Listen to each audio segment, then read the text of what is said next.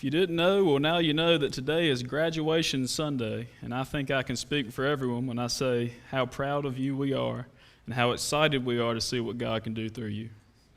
So we've been in a study for a couple weeks now about the different seasons of life. Now, Greg 2 weeks ago did a fine job covering your 30s, and last week Eric brought us a message about David and living in your 40s. So if we follow that train of thought, I'm here to tell you what it's like to be 50. Now, as fun as that would be, I'm only 25, so we all felt I may be underqualified to preach on being 50. Greg will handle that next week. However, I am the perfect age to preach on living in your 20s. And with this being graduation Sunday, we're going to mix it up just a little bit and talk about living in your 20s, the age of new beginnings. So far in my 20s, I moved to Elizabeth City and I began college. It was in my 20s that my father, he had a heart attack, and I feared not only I'd lose him, but I'd have to fill his shoes as the man of a household, a job I was not ready for. It was in my 20s that COVID-19 ushered in a wave of fear and confusion, followed by years of rapid changes that shaped our everyday lives. It was in my 20s I graduated from Mid-Atlantic Christian University with a degree in business administration and no clue what I was going to do with it. It was in my 20s I took to the woods, and I spent 4.5 months hiking the Appalachian Trail from Georgia to Maine. It was in my 20s I returned home and settled into my first full-time job. In my 20s, Rebecca and I, after years of dating, got married right here at Macedonia, and we both moved back to Elizabeth City. Notably, it was in my 20s where I made my first old man noise. Now, if you're older than me, you understand exactly what I'm talking about. One day you go to get out of a chair, and you go, ugh. And every time you get out of a chair since then, you make that noise. If you don't believe me, find an old man near you, and when he gets up after the service, he'll make the noise. But lastly, it was in my 20s where I got the call to ministry and came here to work in the lives of young people, teaching faith in God and the hope we have in Jesus Christ. Now, not everybody's 20s will look the same. For example, my father turned 20 in 1971. When he was 20, he just narrowly missed being sent to Vietnam. He began college in his 20s, and he graduated college in his 20s. It was in his 20s he hitchhiked across Australia, visiting his mother's side of the family. And in his 20s, he began a job with Dominion Power that turned into a 41-year career. And if we go around the room and compare experiences from our 20s, they would all be vastly different. However, the one consistent theme would be that your 20s are an age filled with new opportunities and new beginnings. It's no secret that Greg Sexton is a huge NASCAR fan, and I too am a race fan, but I don't care much for NASCAR. The race I enjoy watching happens in this sanctuary every Sunday at 12 o'clock. And it's a race I've appropriately named the Running of the Babies. Now, some of you are laughing so you know what I'm talking about, but every day after service, or every Sunday after service, toddlers of all ages come in here. And where you see pews and long aisles, they see endless tunnels. They see highways to just run down, sprint down. This race has no set course. It has no finish line. It has no winners. It has no losers. And the race only ends when the parents decide where they are going for lunch. Well, the race we'll be talking about today is nothing like the running of the babies. The race we're talking about today has a long set course. It's filled with dangers and snares. It has a finish line, and there will be winners and losers. The race we're talking about today is found in Hebrews 12. So if you'll turn with me there to Hebrews 12, there's Bibles in the back of your pews, but it'll also be on the screen as well.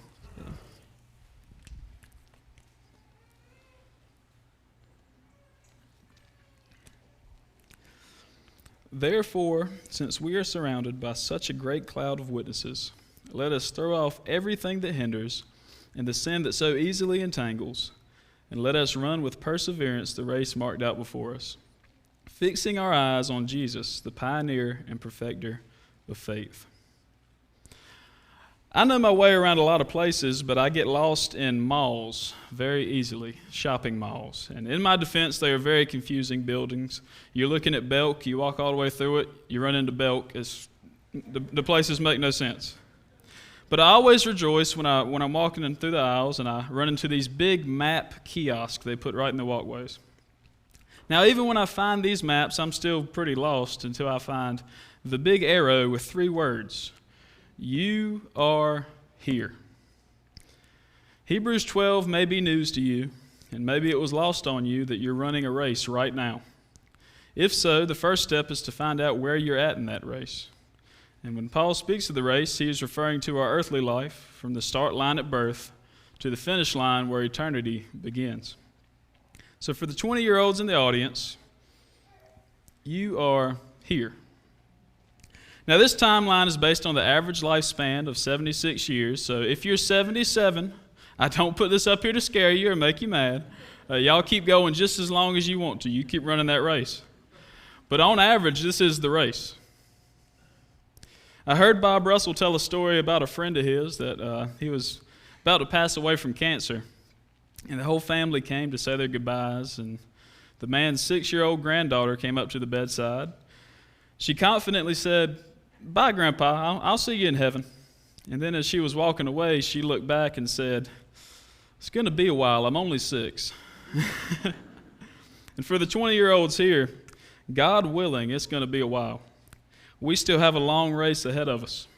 So today we're going to talk about 3 very important things from Hebrews 12 for someone in their 20s to remember as they run the next section of their race. And the first is this: throw off everything that hinders and the sin that so easily entangles. The year was 1953 when NASCAR driver Tim Flock was approached by his team owner with kind of a wild proposition. The owner had a small pet monkey, which you can kind of see in the picture in the middle there. And he wanted to let the monkey ride with Tim and his 1953 Hudson Hornet while he raced as a publicity stunt, and probably just for fun. This would make history, as the monkey would become the first co-driver in the history of NASCAR. And while Tim was unsure, the owner insisted. So they named the monkey Jocko Flocko after Tim Flock, and they made him a special little harness. They made him a special little race suit, a special little helmet, and in the 1953 season, Jocko rode shotgun in 7 races with Tim Flock with no issues yet. Key word, yet. It was the 1953 Raleigh 300, right here in the great state of North Carolina, where that would change. Tim and Jocko were running as normal when Jocko found a way to unhook his tiny little harness. The now free Jocko Flocko went straight for a trap door in the floor of the car that Tim used to check the wear on his tires. And when he did, a small pebble flew up from the track and hit Jocko going at NASCAR speeds. Needless to say, Jocko went bananas. He was clawing at Tim while he was driving. He was rocketing around the car. He was swinging on the safety belts and screaming the entire time. Tim had to act fast, and he decided to make NASCAR history yet again by making the only pit stop ever where a monkey was thrown out of the window. Tim got back in the race, and he went on to finish in 3rd. And when asked about it, he said simply, "I had to get the monkey off my back." We have all fallen short and let sin into our lives. But for those of you in your 20s, you're about to be faced with temptation like never before. You will be of age and in places where sins of all kinds will become available to you. They will seem harmless, they will seem fun, and it will seem as if there are no consequences attached. This is exactly how Tim Flock felt about putting Jocko in his car. And if you invite those sins into your life, it may seem like everything's going just fine. It's not hurting anyone, just like Tim Flock's 7 races with Jocko. But sooner or later, the sin is going to get out of control, and it's going to try to sabotage your race. Do not invite sin to sabotage your race. And to those trying to hold on to sin while you run your race, I'll tell you what Tim Flock would tell you. Get the monkey off your back and focus. Our passage says to throw off everything that hinders, just like they threw the monkey out of the window at the NASCAR race. That verb choice was no accident. We are not to gently place down sin and temptation. We are not to carry just a little bit of sin and temptation. We are to throw it off. So to those in your 20s, I'd say this: throw down the sin in your life and don't pick up any more along the race.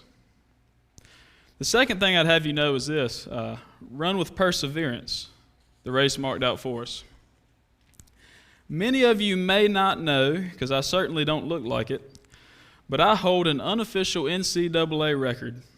I just may be the heaviest person to ever run an NCAA cross-country race. It was my junior year of college at Mid-Atlantic Christian University when they decided they wanted to start a cross-country team. So they reached out to students to get a roster together, and I don't know what I was thinking at the time, but I joined and I began running on a daily basis.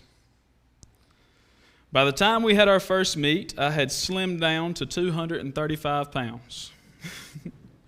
And I thought I was ready to race.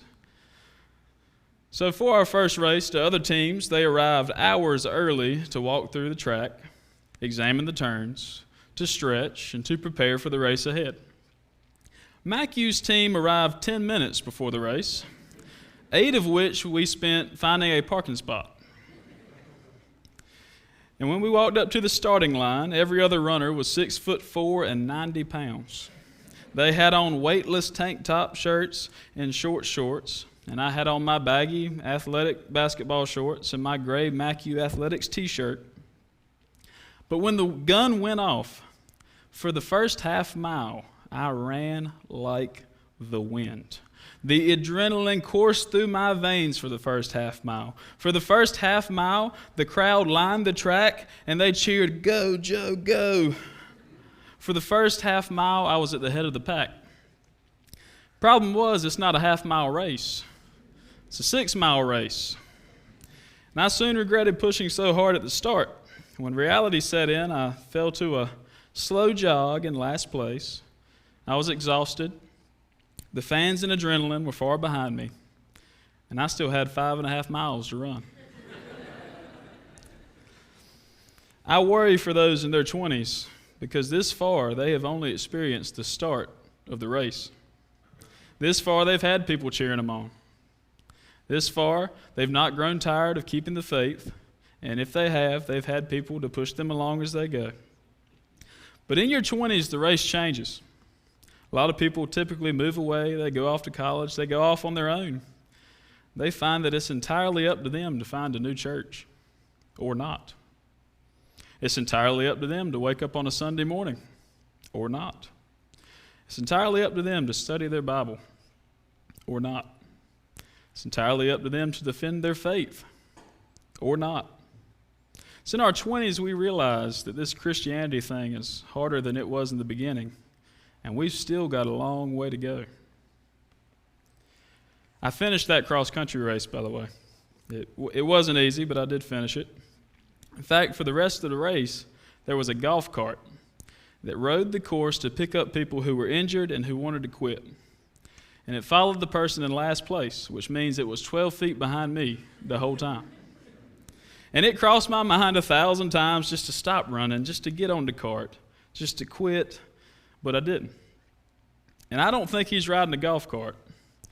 But the devil is behind you in your race. And he's offering to help you quit whenever you'd like. So to those in your 20s, I say, persevere in your faith. Do not give up the race. Find a church. Stay plugged in. Pray without ceasing. Study the Word of God. And again, do not give up the faith. The third thing I'd have you know is this: we are to fix our eyes on Jesus Christ, the pioneer and perfecter of faith. Recently, a group of us from church went to a conference at Christ Church in Winterville to hear Bob Russell speak. And on the way, we were all packed in the van, and the topic of seasickness came up. So we went around the van sharing seasickness stories. Everybody's been there. Everybody's been seasick to some extent or knows somebody who has. When it finally got to Brent Robertson. And he claimed he knew the cure to seasickness. He said, all you got to do is when the boat stops, you jump in the water. And he reassured us he knew it sounded crazy, but When the boat stops, if you jump into water, you get in tune with the way things are moving. Your body gets in tune with the way the water's moving. I hadn't heard this method, but the method I'd always heard was that you stare off and you look at the horizon. So when you're out at sea, the boat and everything on it is moving. It's in constant motion. The water and the waves, it's moving. It's in constant motion. The clouds blowing across the sky, they're in constant motion. The only thing sitting still to fix your eyes on is the center of the horizon. And in our lives, in our race, there's constant motion. We're changing. The world around us is changing. The people around us are changing. And it all creates this disorienting feeling of chaos. When this happens and you feel near sick from it all, remember there is still one constant you can fix your eyes. And no, I'm not talking about the horizon anymore. I'm talking about Jesus Christ. No amount of worldly chaos and commotion can ever undo what he did for you. So let me read Hebrews 12, 2 through 3 to finish our passage out.